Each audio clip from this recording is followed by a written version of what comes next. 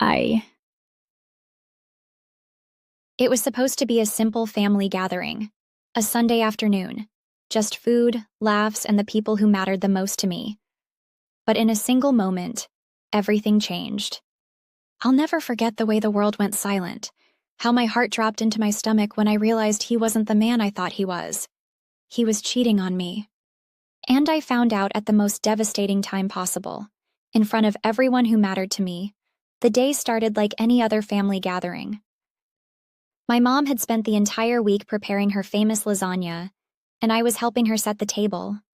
The air was filled with the warm, comforting scents of garlic, rosemary, and tomato sauce. The laughter from my aunts and uncles drifted from the living room, while my cousins played in the backyard. Everything felt normal, peaceful, like it always did on these Sundays. And then, there was him, Jake, my boyfriend of 2 years. I had never been so sure of someone in my life. He was the one. Or so I thought. When he walked in, he greeted everyone with his usual charm. He was good at it, charming. Always the life of the party, always making people laugh, always the center of attention. But there was something in his eyes that day. Something different. I couldn't put my finger on it, but I felt a shift, a tension in the air that I couldn't explain, but I pushed it away. Maybe I was just being paranoid. After all, we had been through so much together, and I trusted him. He was my rock, my best friend. We were planning a future together. But that day, everything I thought I knew about him would come crashing down. Have you ever felt that gut punch of realizing someone you loved was hiding a side of themselves you never saw? I couldn't have prepared myself for what happened next, and I don't think you'll be ready for it either. We all sat around the table, passing dishes back and forth, joking and catching up. But in the back of my mind, I kept feeling that nagging sensation like I was missing something. It was like a whisper, a nagging thought that I tried to ignore. Jake was distant, but I figured he was just distracted by the chaos of the family. Everyone was talking over each other, and he was the kind of person who thrived on having his attention on him. He wasn't used to sharing space like this, so I didn't think much of it. But then I saw her. It was a glance that shouldn't have happened, a moment that should have never been. But the truth is, you can't ignore what's right in front of you, no matter how hard you try. Her name was Emily. She was a distant cousin, one who I barely knew, but who always managed to slip into conversations like she was part of the family. She was charming too, but in a different way. Sweet, innocent-looking. The kind of woman who could easily get lost in a crowd.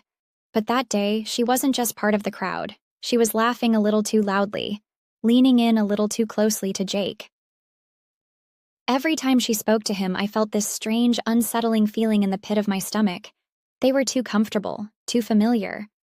I couldn't understand why, but it felt like something wasn't right. I watched them for a few minutes. She touched his arm, and he smiled back at her, a smile that didn't belong to me. My heart skipped a beat, and I quickly turned my attention to the table, trying to ignore the growing unease that settled deep inside me. But that feeling wouldn't go away. It was like a shadow hanging over me. Every laugh, every shared glance just made me feel smaller. That moment was the beginning of everything falling apart. I should have confronted him then. But the truth? I wasn't ready to hear it. The day dragged on, and I tried to shake off my discomfort. Maybe I was just being paranoid. Emily was friendly, and maybe Jake was just being his usual charming self. After all, it wasn't like we hadn't been in situations like this before. But that's the thing about doubt, it never lets go.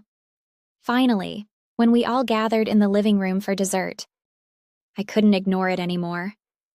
Jake and Emily were sitting next to each other, their knees brushing, their conversation more intimate than it should have been. I couldn't hear everything they were saying, but the way they were looking at each other, it was too much, too familiar.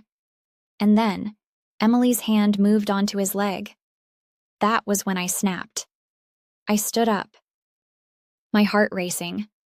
I don't know what I expected, but I needed to see if I was imagining things, if this was all in my head. I quietly walked toward them, but as I got closer, I could see it more clearly. They weren't just talking, they were flirting, laughing in a way that felt wrong. Jake's hand was on her back. Too much touching, too much chemistry. And then, Emily leaned in and whispered something in his ear. Jake's face lit up with a grin that I had seen 1,000 times, but this time, it wasn't for me. It was for her. I wish I could say I walked away in that moment, that I stayed calm, but no one stays calm when they catch the person they love betraying them. I couldn't breathe. It felt like the world was closing in on me.